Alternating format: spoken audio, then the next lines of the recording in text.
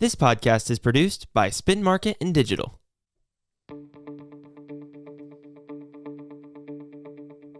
Welcome to How to Money with Cole and Cole. I'm Cole. And I'm Cole. We coach people every day on their money and how to plan for the future. As financial advisors, we're here to have an honest conversation and educate you on investing, retirement, and everything in between. And we'll throw in some sports talk along the way. Our mission and goal of this podcast is to improve your money journey and help you create the financial life you deserve. So let's talk money. And sports. Hey everybody, producer Caleb here. Just really quick before this episode gets started, I just wanted to come on here and say thank you all so much for your support over the last few months. We've seen some tremendous growth with the podcast. Viewership has gone way up. The amount of people that have just come up to Cole and Bailey and just said, wow, I heard your podcast. People they didn't even know that just found them on the golf course and said, hey, we saw your podcast. You're doing a great job. Thank you so much. Keep it up. So we just want to say thank you so much for all the support you've given us. One thing about this podcast is between Cole, Bailey, and myself, we're all on vacation over this 2 weeks. So we didn't get the chance to record any new content. So what we did is we took from January till now, over the last 6 months, we took our favorite clips and segments from different podcasts we've done and put together a 40-minute podcast for you highlighting our favorite moments and our best tips that they've given. So things like how to find your unclaimed assets, why is it important to have a budget, how to talk to your mom and dad about money. Maybe you have a relative that doesn't want to talk about it. Well, this is how you should talk about it with them. We have a clip in there from our interview with Abby Stromberg of Stella's Coffee Bar about how she got started and why it was important for her to chase her dreams. So it's still a great podcast. Listen to the whole thing. Maybe it'll remind you of something that you had learned that maybe you forgot to do. But also, say you know somebody who doesn't listen to the podcast, but you think this would be a great podcast for them. This is the episode to send to them, and here's why. They get a bunch of great content in a lot less time. There's no sports talk. There's none of the extra. It's just our best tips and tidbits and segments from the last 6 months. And so send it to them, have them listen, and maybe they'll enjoy the podcast and they'll come back for our next full episode. Our next full episode will air on July 7th, first thing in the morning. So when you're driving to work, make sure you turn the podcast on, listen to the whole thing, and like, share, and subscribe. Make sure you subscribe on YouTube. Follow us on Apple Podcasts. Do both if you haven't. It really helps us to grow and get the word out about the podcast. We are excited to see where it goes over the next 6 months after such a great first 6 months of 2023. And we just, again, appreciate all the support. And we're excited to bring some brand new content in a couple more weeks. So thank you all. Enjoy the episode. We had a great event. It was talking about volatility in market, keeping their perspective, sticking to your plan. And as we know, there's a lot of emotions in investing. There's a lot of emotions, especially in today's world.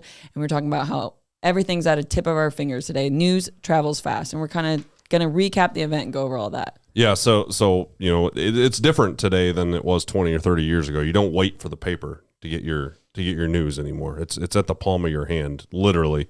And so Sean talked a lot about, you know, when you see these headlines, Dow tumbles on fears of recession. Market in turmoil. Market in turmoil. You know, take it into perspective and actually look what's going on. Because he said he showed a couple headlines and then he actually showed like the return that day. And it was Dow tumbles on rate fears was one of them. And it was down 0.7%. Well, yeah, because he was talking about how his dad used to be in this business, right? The business, he was a financial advisor.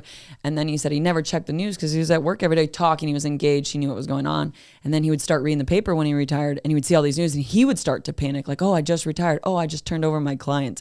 And it's crazy how headlines really do grab people. Right. And his whole thing was like, okay, well, yeah, the market is volatile. I mean, it is going to go up and down. It's very, prevalent that it's going to do that. And I think you've got a stat on how often the market goes down during a year, and we'll go through that. But it's all about sticking to your plan. You know, you can always reassess your risk, but don't do it out of fear or emotion. Do it out of like, this is our plan, is to go from moderate to moderate conservative at, you know, age 70 or whatever age it is, and stick to your plan. And that's, you know, part of the reason you have a financial advisor, obviously.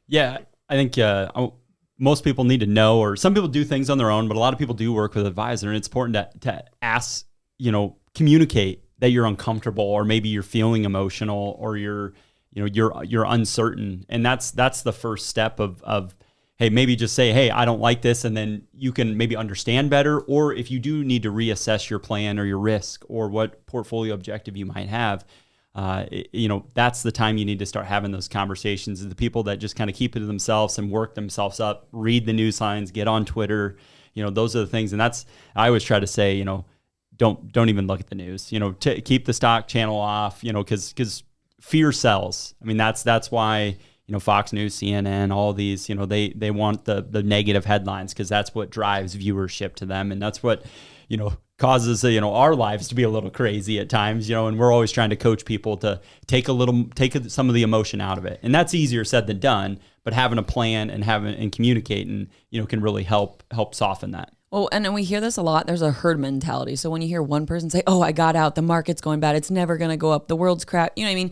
People hear that and like, oh, my neighbor got out, I got to get out. And we talk about this a lot too, is everyone's plan's different. Like, do not, if Cole P was like, oh, Bailey, I did X, Y, Z, that doesn't mean I should change my plan, because they don't look the same. We have different incomes, goals, priorities.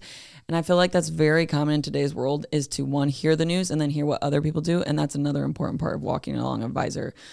Yeah, don't compare your plan with your friends, because your strategy and your retirement and everything that you want to do with the money that you've saved up is virtually never the same as the other person. So it's not something where we can do this. We don't do the same thing for every person at all, not even close. And it's definitely customized to your situation, your plan, your fears in retirement, or your concerns, I guess is probably a better word. So it's not something that we're going to do the same thing for every person. We might do something similar or something like that, but just because one person has this plan doesn't mean the next one is going to. And Cole, you have some really good statistics, and it also age-based. It's very important. Obviously, and Sean talked about this, the 3 years before retirement, after. Obviously, there's strategies and protections you can do during turbulent markets. But overall, why don't you give some statistics for people? Yeah, this is, there's a chart Sean put up, a visual, and it, puts it in context of all the volatility. And it's really what it is. It was the S&P 500 on a bar chart or a dot chart from 1980 to 2023, showing, a 40-plus year returns. And what was fascinating about it, it was the average down point at over that 43-year period was 14.3%. And didn't you say every year we had at some point we were down, the market was down? There might be one in there somewhere, but it looked like almost, I would say 95% that you can see on the chart, because they do kind of lump some of the years together, but it was down at some point in any given year. But on average, you were down 14.3%, which is, that's a pretty significant pullback. And think about that. So, but on the other side of the fence is your average rate of return over that whole time period, that 43 years, if you just rode the market up and down, all those waves, was 8.7% annually. And 74% of the time of those years, or almost 3/4 of the time, you were positive return over that whole period. So put in context of, like, at any point you're down 14%. And if you're always selling when down, most of the time you're losing. 3/4 of the time, that was the wrong decision. And yeah, we're not always, that's what, everyone always uses a crystal ball analogy, right? If I had my crystal ball, but that's the thing is, like, what those numbers tell you is it's more important to be in the market than to try to time the market and have a plan, right? And it's being in the market with a plan. All right, Cole J, I heard you have a tip for me today. Yeah, well, this kind of ties into our budgeting. Caleb potentially. Caleb, take notes. Grab it. I have got pre-approved for a mortgage, right? Yep. So he's in this, but just a quick tip here. So if you have a 30-year, and I'm talking about a 30-year fixed rate mortgage, but this can really apply to any loan. So if you have a 30-year fixed rate mortgage and you do nothing different, say your mortgage payments was $1,000 a month for 30 years, if you just take that $1,000 and do $500 twice a month, so $500 on the first, $500 on the 15th. Now you do have to get ahead 1 month to get this. Yep. You'll shave roughly 3 years, just not quite 3 years off your mortgage by doing nothing different. And that's really attributed to because you pay daily interest on your mortgage. So you're paying 15 days early on a portion of the interest every month. And over a 30-year lifespan of that mortgage, it's about 3 years. Now, I will say the caveat, not every bank will allow you to do that. So, but that can apply to almost any loan. If you just want to pay, your car loan, you want to take it instead of paying monthly, you pay weekly, you're going to save that daily interest, over the lifespan of that loan. So it's going to get you doing no more money coming out of your pocket. You're paying the same amount, but you're just paying it ahead. Yep, and you're paying a little less interest because you're paying less days. That's a great tip. And I told Cole, I was like, I've never heard that before, and I've been doing my payments wrong my whole life. So I will be switching a lot of things around. Just enhancing people's life through a podcast, right? Yep. One money tip at a time. That might be the best tip we've ever had on dollars and cents. Yeah. Guys, I'm in my first meeting. I'm younger. I'm saving. I might even be younger, but I might be. Why do you need my mortgage statement? Why do you need my vehicle loans, my business loans, my credit cards? What do you guys look at with that stuff? Yep. So, this really comes into kind of the budgeting aspect of when we're sitting down having meetings with clients. And really, we're going to talk two different types of budgets, right? You got the pre-retirement budget. Maybe that's, a young person like Caleb's family or young family. We're talking a lot more in the debts, liabilities. Where is your money actually going month to month? Where's that paycheck going? And then on the other side of that, that's the post-retirement budget. And that's where maybe we handle a lot more just with our clientele base, but we do a lot of both. And that's, what are you going to be spending in retirement? Is that travel? Is that, healthcare needs, medicines? What does that look like? So two different types where a lot of times in retirement, you got a lot, your mortgage is gone. Not always, but most of the time your mortgage is gone. You don't have that car payment. But, I'll let Cole talk a little bit more on the post-retirement, but the pre-retirement. So Caleb comes in and he gives me all of his debt statements. We're going to go through and look at some different strategies to say, hey, maybe there's something that's a, higher interest rate or something we can look at refinancing or pay a little bit more on and pay a little bit less of something else. And look at where, where is the money actually going? And that's where we start there and kind of do an analysis or a deep dive on where's the money actually going. Yeah, and I've also seen people in that age range where I'm like, why are you double paying your mortgage that's 3% and you're single paying your car payment, which is 8%? Like, we're gonna, and not that people like Caleb are he's naive a great to example. That we're gonna keep referring it. Keep pointing, and Caleb hasn't come in and told us all this stuff. We're just using him as an example, but at the same time, some things that may seem obvious to us because we look at this stuff all the time are not always obvious to everyone else. So we're gonna ask you those questions, and some of that stuff, maybe you won't know the first meeting or something, but we're gonna ask you, try to get what your interest rate is on your car loan, especially if you have a big one, or get your interest rate on your business loan, get your interest rate on your, so we want to see those things because we're really interested in where your money's going, what debt you're paying off, and can we save more if we pay off less debt? How do we want to go about that? Yeah, I think we become like an intermediary or a discipline. Sometimes, it's harder for people. It's easy to get a credit card. It's easy, I got several of them. Yeah, for most people, it's easy, right? So that's where, having those conversations, I think it's a lot of times people know, but, pointing it out, getting it on paper, kind of black and white of like, oh, I am, spending this and I'm paying. A lot of people don't know what they're paying in interest. I was just going to say that a lot of younger people, no idea. Even if you say, what do I make? Like they're like, oh, something around, you know what I mean? And just to know exactly what's coming in, what's going out. I think a lot of people don't want to look at their debt and put it in front of them because then they're more like, oh, that's a lot, or overwhelmed, or just don't even know where to strategize. Or it's actually almost freeing to look at it like, here's my mortgage, here's my student debt, here's my car loan, credit card, whatever. Have a plan. What's priority? Where can I put a little extra, or where can I? And that's kind of what. And I've used this analogy with Cold Pete. Like I work out, right?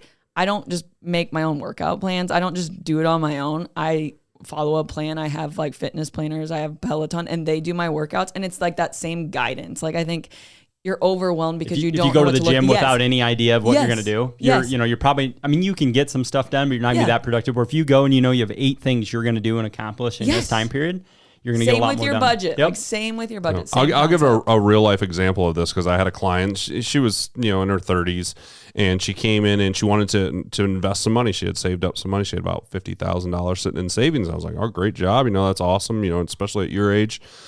She's like, I wonder what to do this. And sometimes people wonder why we ask all these questions. So I started asking her questions, and she told me eventually we got to the debt, and she said she had $10,000 worth of credit card debt. You're like, why? You have 50,000. I'm like, okay, what's the interest rate on that? She's like, oh, I don't know. Well, we brought it up, and it was like 12.99% that she was paying interest on this, and she had been carrying a balance for over a year. And I'm like, you have $50,000 in savings, and at that time it was only earning like 1%. And I'm like, that's earning 1%, and you're paying 12.9. Like, and don't think that like we talk down to people. We just kind of make them realize or open their eyes to like, oh, I should use 10,000 out of my savings and pay off that credit card debt, and then maybe invest 20 instead of investing 30. I get a question, but maybe for both of you two. This is a good one that comes up is when we are talking about the buckets of accounts, the savings, checking, talk a little bit about like emergency savings. Yeah. That's something, I guess, what's your guys' thoughts or philosophy on that, on how you look at it? Young people without kids, I think matters. Like we have 3 kids. Okay. Obviously, my this is that emergency pre fund and post retirement is very important, too. probably more than Caleb right now, who could maybe get by with 3 months expenses. But I think a great rule of thumb is 3 to 6 months of your fixed expenses, like your mortgage, your lights, your water. You need the food, the basics. How do you know what your fixed expenses are? Oh, I budget them. Yeah, exactly. Yeah. So that's where it all kind of works together. Yes. That's and the important piece. Maybe to break it. that down for a budget. Fixed. An easier way to go about it, instead of if they don't want to do a budget, or if you haven't done a budget, it is just 3 to 6 months of what your earnings are. Too. Yep. So you can, if you make $35,000 a year, you cut that in half, 17,500. In somewhere between 0 and 17,500 is what you should have saved up. Just in case you were to lose your job or someone got hurt, something like that. That way you have something to fall back on, where if you're not collecting a paycheck. Yep. Everyone, get your emergency fund in line. Yep. All right, Cole J, break that down though real quick on the budget. Like I'm sitting down. What are my fixed, non-fixed? What do I look at? Yep. So your fixed stuff would be obviously first you got to start with your income, right? What are you making? What's coming in, right? That's income. Maybe you got investment income, you got a business, whatever it might be. Then you go into your fixed liabilities or fixed debts. So that'd be your car payment, your house payment, any medical bills, student loans. That's a hot topic right now. And then your non-fixed or things would be credit card debt, maybe Eating out? Yeah, eating out, yes. Everyone Starbucks. Out, yes, Starbucks for Chelsea. Your Starbucks budget, Gifts. Gifts, birthdays, Christmas, stuff like that. Christmas, Yeah. right? That's Variable expenses. those are things that change. we're going to go throughout the year of getting an understanding are, and then obviously then you got to shift into okay, now I want to save for retirement. What's my fixed retirement savings? Am I doing contribution to my Roth IRA? Am I doing a non-qualified account? Am I saving, for my kids' education? Those are all things that, and that's where I always treat those when I talk to clients about, what should I save for my kids, right? Or that extra savings, where it might be, is I try to always get them to look at it as a bill. Hey, that's a fixed expense. That's the cost of making it work. You can't let that be the should we go out to eat all week or not save for that 529 account? And it's like pay yourself first. You got to treat that as a bill and treat your savings as a fixed expense. Hey there, listeners. This episode of How to Money with Cole and Cole is sponsored by BetterHelp. I don't know about you, but for me, finding the work-life balance of being a husband and father and working a job has been so rewarding, but it also can be so exhausting.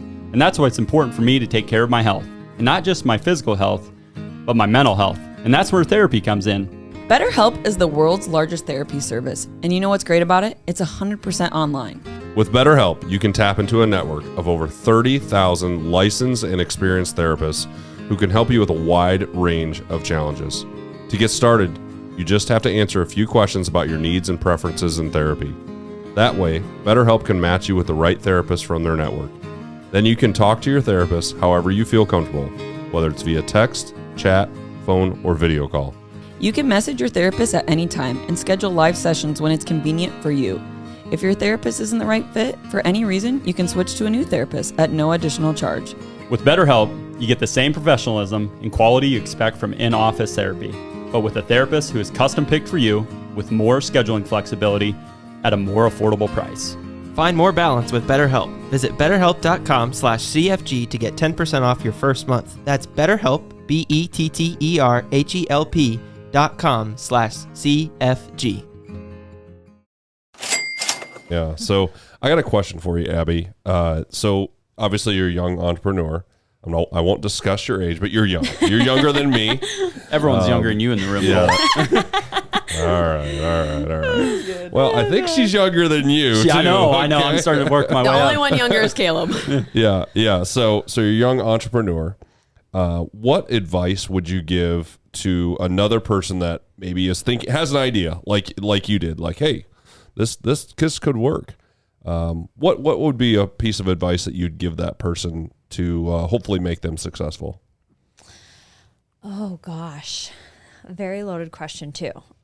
So, I mean, ideas. If it's an idea, obviously it's always something worth looking into. Obviously, there are things that should be taken into factor when you have an idea too. I mean, obviously, like, first, are you financially capable of doing it? Like, if it's ever going to be something that is literally going to, ruin your family or put you in financial turmoil, you have to take that into consideration. I think sometimes ideas are great and they're fabulous and they're worth looking into, and follow your dreams. I'm all for it.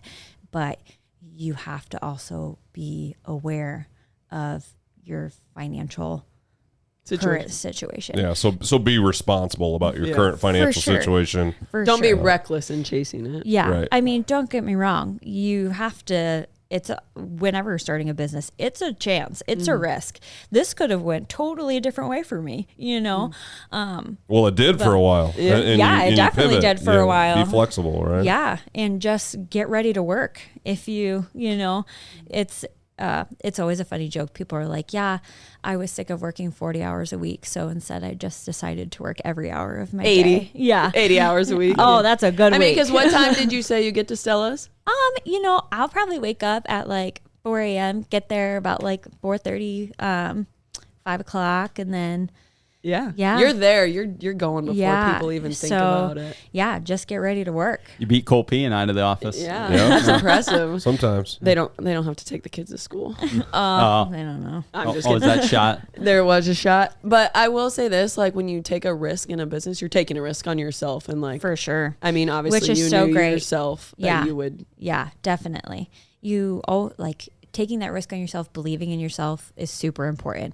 If I would have went off of what everybody else would have told me, I would not be doing this right now. Right. Especially when I started the camper, there were so many people who thought that this was not going to work. I was just talking to Cole's wife about this. I'm like, whenever you start something, you start small, right? Like nothing just explodes. Like no one sees the work you put ahead of time. No. And everyone's a naysayer. But then when it blows up, they're all like, oh, but did I know that person. Like I was for that person. You know what I mean? Or you hear that, oh, it must be nice. Yes, you must you be got something nice. nice. And it's like, but you're well, not up at 4 a.m. Yeah, you don't and see- steaming clothes, making coffee, making the calls, putting Yeah. yourself Taking the out risk. there. Yeah. For taking the sure. risk. So like kudos to you. All right, missing money. Ooh. Here's our dollars and cents today. The National Association of Unclaimed Property Administrators estimates there's $70 billion in unclaimed assets across U.S. state treasuries. That's a lot of money. Yeah. They're this stat I'm reading. They average 1 in 7 Americans have unclaimed property that's unclaimed. What does that Hopefully mean? just 1 billion of that is mine. Yeah, Yeah. no. I looked at I'm going to give you a website here at the end for a little Okay. actionable item, but We I can looked put my that in name. the show notes. I looked my name up. Nothing. I don't have any unclaimed property. I know. So I know where my money I know. is. So it's about 1 in 7. Like I said, about 1 in 7 Americans have unclaimed assets that range from it could be dormant bank accounts to unclaimed life insurance benefits. I think one of you guys talked about Lost 401ks. Yeah, lost like a lot of young 401ks. people have 401ks Yep. and they switch jobs and forget. So to check this, to see, you can go to, there's a website, it's missingmoney.com. That's it, missingmoney.com. You can type in your last name, a state, or just type in your last name. Now, if you have a, Peterson, there's probably a lot of Petersons. You don't have to put like your social security number or anything like that. Nothing. And it's by state, and it'll even have your name. Like I saw some of my relatives on there, and then it has an asset amount. Obviously, if it's a large asset, it doesn't disclose. It says undisclosed on there, so you can see. But if it's like a petty cash amount, say it's like $25, or I saw a lot of like PayPal or things where someone probably had a closed account or a closed bank account and stuff. But yeah, interesting. Did you let your family know? No, I haven't yet. I started, typing my family in. I did a bunch just to see. I was like, just in case, and I want to be the hero here. We will, Right, and we'll for put the website address in the description of this episode, so you guys can go click on it and go check for yourself. But I do think that ties in. We, as just Americans, we live a very, very busy life. And I think it's so easy to not review, not check in with yourself, and lose some stuff along the way. But that's an interesting stat. How often have you had that of like, oh, I know I have an account somewhere, but I can't even. Then sometimes it it takes us months to find it. Yeah. We're you calling have to call numbers. because it's like if you don't have a statement or you know what company it's at, I mean, you can call your old HR department and they're probably going to know where it's at. But I'm talking about 401k specifically. But if you don't have a statement or have an idea of where it's at, it's impossible for us to find. I guess I could probably start going on this website when people do say that and typing their name in and see if they do have any. I wonder how many unclaimed life insurance benefits. I bet there's a lot. Probably a lot. Just because one, they don't have the beneficiaries the way I want them, or the correct contact information, Or someone didn't settle an estate correctly, or they didn't have a will, and it just is still at the insurance company. Well, typically when you fill out the beneficiary information, you give them their address and phone numbers and stuff, and that stuff changes obviously. So if they send the death claim packet out after they get the death reported from wherever, that might go to the wrong address. That's what I'm saying. And then they don't even know about it. Someone doesn't even know. That old school, there's a lot of people old school too. They don't even tell their family what's coming down the pipe. So we're making sure having that, that organizational drawer with all your life insurance policies, and then safety box. Your Cole Peterson's, business card in there, knowing that Cole handles my finances, so you can call in that conversation. 100%.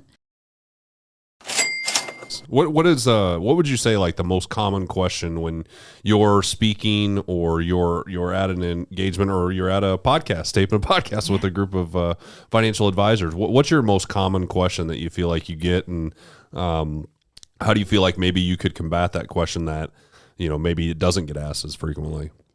Well, what surprised me, especially early on, was regardless of the audience I was speaking to, during the Q&A was always, how do I talk to, my parents? They're aging and I'm worried they're going to have enough money. How do I talk to my sister? She's my twin. I'm worried that she's not, not managing her money and not saving enough. How do I talk to my kids about money? And so on and so on. It's to the point where I just started building it into my presentations, because while money is such a big part of our life, we are not good talking about it. And I also had some of, I'll blame Bob the boomer, but he's like, they're not teaching financial literacy anymore. And, not how to check, balance your checkbook. And I don't think it's true. I think the teachers are doing a really good job. I think our students want to learn and are hard at it. But I think as a society, we're not talking about it enough. And if you don't talk about it, you don't learn it. I would agree with that. It's such a big part of our everyday life that we need to make financial literacy part of our everyday life. I feel like a lot of people, if they just don't look at it or talk about it, then they're not going to worry about it. Like I have friends and I'm younger that they're just like, oh, it's not my thing. So I don't want to talk about it. I don't want to learn about it. Or I think they're so intimidated by it, or they miss that basic conversation that I think you're teaching and speaking to people about. Well, and there's a perception that you have to be really good at math. Yes. And if you didn't make it through calculus with A's, you weren't going to be good at it. And the reality is, we all love those great stories about the janitor who worked, who died and left, $5 million to the school because he saved all his money and invested it. It's all relative, right? You're always, with money, I feel like you can measure it, right? So everyone's always measuring, oh, I should have this amount of money, or how much should I have? And it's a tough thing because it's always based on the individual. Like I don't need the same amount as Cole or Bailey or you. And I think a lot of people are intimidated by that conversation. Yeah, some of the wealthiest clients that I have seen never made over $100,000 a year. They were just good at saving and they had a plan from the start. They had a plan from age 22 on that they were going to retire at 65 and they wanted this amount of money and they were going to invest. And so it doesn't necessarily always mean you have to make a bunch of money to have a bunch of money at the end. You just have to have a plan. And that's kind of where we come in with people that we try to teach them about coming up with a plan and coming up with a way to save your money instead of just kind of willy-nilly throwing money into your 401k and doing Or this and doing trusting that. someone that just said, oh, this is the best product for you. That's what you should do with your money. A fiduciary. A fiduciary financial advisor makes investment decisions with your best interest in mind. What does that mean? Cole P. So it means that we have to keep the client's best interest in mind when we are making investment decisions for them. That we can't do what's in our best interest and maybe put them in something that's higher commission or higher fees or anything like that. So we have to we have to keep the client in mind, and we have to make sure that we are doing what's best for them. So you guys are fiduciaries. So, yes, we are. And it's a legal obligation, right? We're bound legally, similar to any other profession that has the licenses, attorneys, doctors. CPA. Yep, CPAs. Yep, and we have insurance to cover. It's called errors and omissions insurance. So we have insurance to cover if somebody does think that we're not acting in their best interest, and hopefully we don't get any of those complaints, but that people can file complaints and sue us for that, because we do have insurance for that. But thankfully that hasn't happened to any of us in this room, but it does happen. Just like any industry, there's good financial advisors and there's not so good financial advisors. Just like there's good doctors, there's bad doctors, there's good dentists, there's bad dentists. There are different types of people in our profession. But I would always look for somebody that is a fiduciary. We have been getting that a lot, and that's why we brought it up, is a lot of people have been asking. I mean, me and Cole, I think, have came across 3 new clients, like, are you a fiduciary? And it's becoming more popular, and so I just wanted people to know that there are people out there you can work with that are not fiduciary. Yeah. You can be a financial retirement planner and not be a fiduciary. You can't be an investment advisor representative and not be a fiduciary. So what qualifies you to be a fiduciary? What qualifies you? What makes you one? First and foremost, it's our registration. We're investment advisor representatives. There's multiple, types of financial advisors, brokers, all kinds of stuff. So it is important to know, what the person you're working with, whether they're a fiduciary or not, investment advisor, financial planner. There's all kinds of terminology, but the best case to always do is just ask your advisor. And, you can always go and look up on Broker Check. If you ever want to know, it's a FINRA ran organ, which is our regulator. They have a website. You can go and type in Cole Jaski. Yep. And see, anything on there, see my licenses, where I'm licensed to do business at, my broker dealers, all the stuff there. So, what if they can't spell Jaski? Yeah, it's tough. You can search by like zip code. So yeah, so just good pull luck. Fort Dodge, Iowa. I have to do. That's a kind of running joke. You guys probably hear me on the phone. Like I'm like J is in Jaguar, A is in Apple, E is in Echo. As in every single time I say I'm spelling my email or something over the phone. Well, my phone when you call, it's like Cole Jaski. Yeah, we had to change it on the voicemail. We had to chop his name. It's a running joke. That's really good to know though, because it sounds not important, but it's important to know who's taking care of your money. Do they have the right qualifications? Are they acting in your best interest? So then you don't end up in a situation where 5 years from now you're like, oh, why did they put all my money in that? You know what I mean? Yep. They have to do what's best for you. And there's a lot of, I don't want to say influencers, but there's a lot of people online which some have great content. I'm not saying that, but they don't have any obligation to do what's best for you.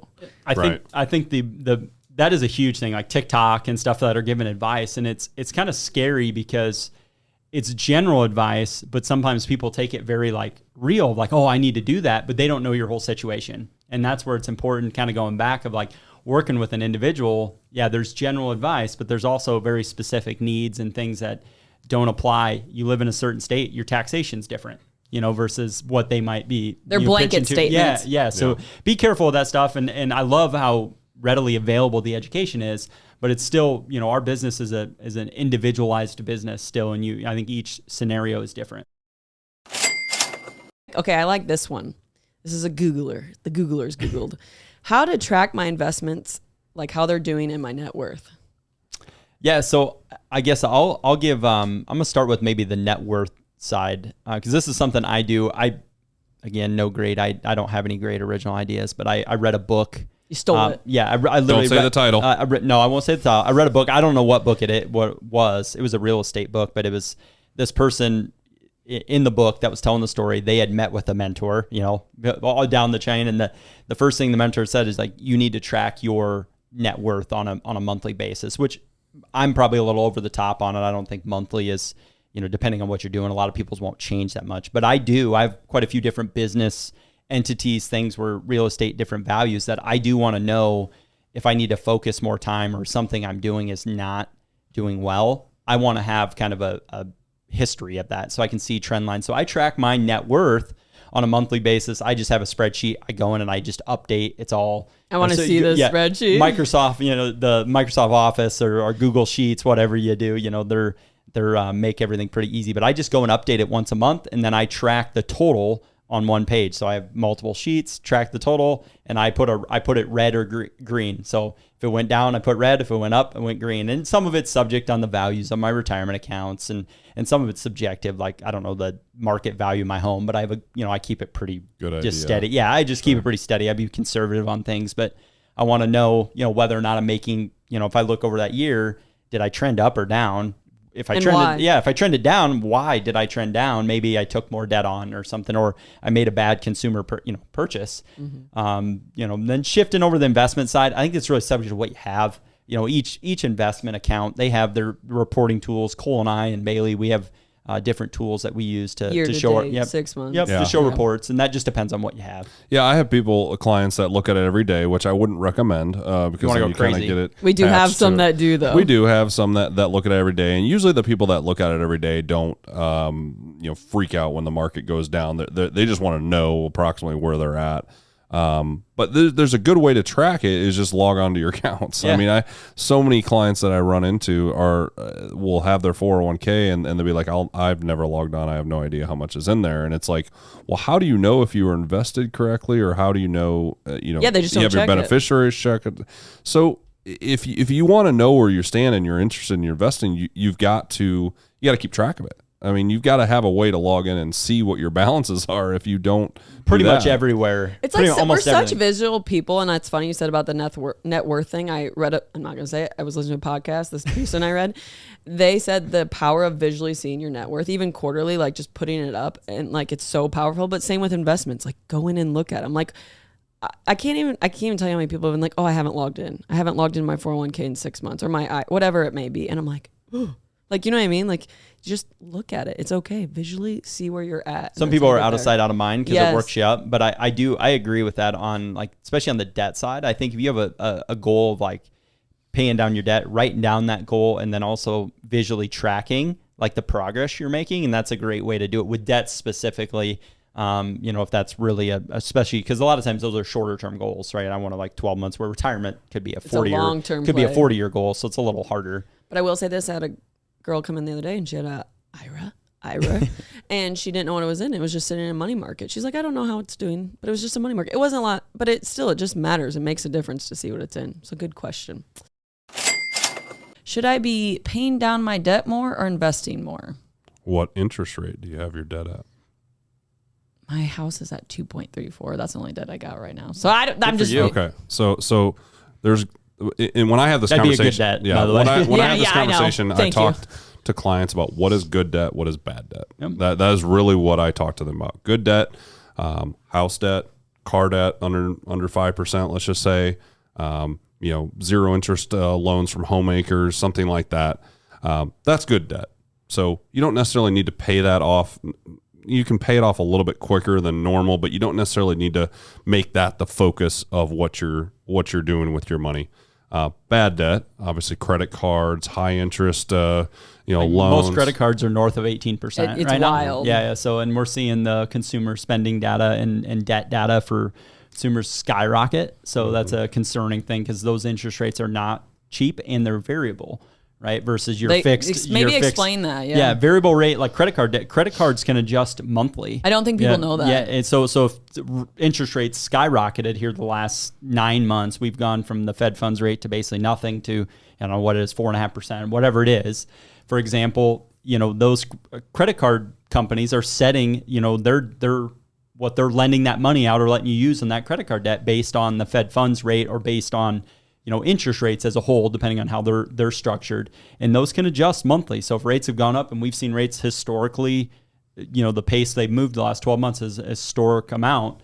So people are seeing that and paying a significant portion of interest rate on their credit card. I don't know the statistics, but I know it's jumped up a lot how much credit card debt people are carrying over since COVID. And Yeah, I think a lot of people accumulated it during COVID because they were online shopping or bored or whatever. But All of the above. It's that's a good point too. I was, again, I always feel like I'm preaching. I don't want to come across that way, but it's like those decisions of like putting something on a credit card. Like, is it, necessary or discretionary? Right? Like right now we're in that period where things are a little tighter. I think we can see like inflation's catching up with people, saving rates are going down, wants and needs. And that's an important thing. Do I need to have that credit card balance for this next 6 months? Knowing that, hey, Christmas, I got to have money saved for Christmas. So making sure having those conversations and thinking before you're just hitting the button. It's so easy just to say Apple Pay and double click and you got it at your house 2 days. We're in a spending world. But I see now you can like buy stuff on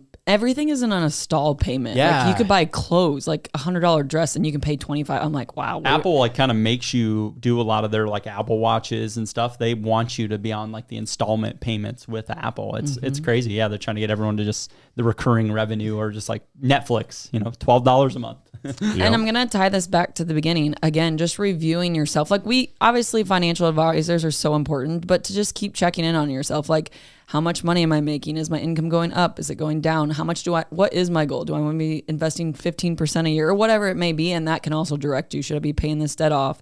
Or are we worried right now? Do we have our emergency fund saved? There's so many variables into it. Yeah, if you're going to come and ask a financial advisor what I should do as far as paying off debt or investing versus investing, we're typically always going to tell you to diversify that. Do a little bit of both, but at the same time know what interest rate you're paying, and that's a simple look online or phone call to figure out what interest rate you're paying, because I wouldn't say it's a frustrating thing, but when I ask people what interest rate and they don't know, it's like, well, I can't give you give you advice if I don't know what interest rate you're paying.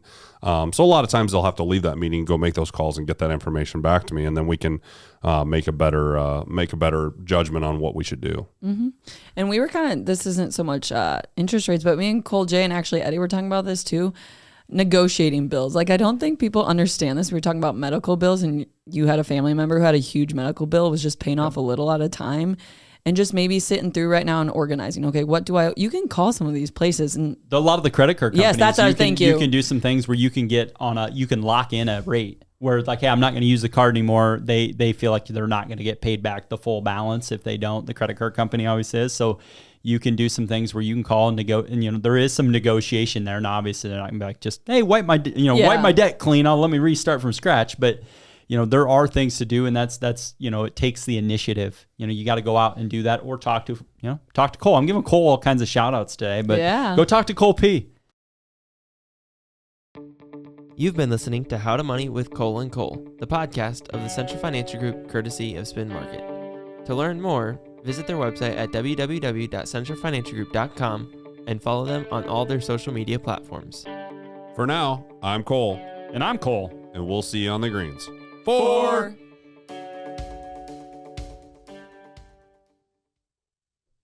Securities and investment advisory services offered through Royal Alliance Associations Incorporated, member FINRA, SIPC.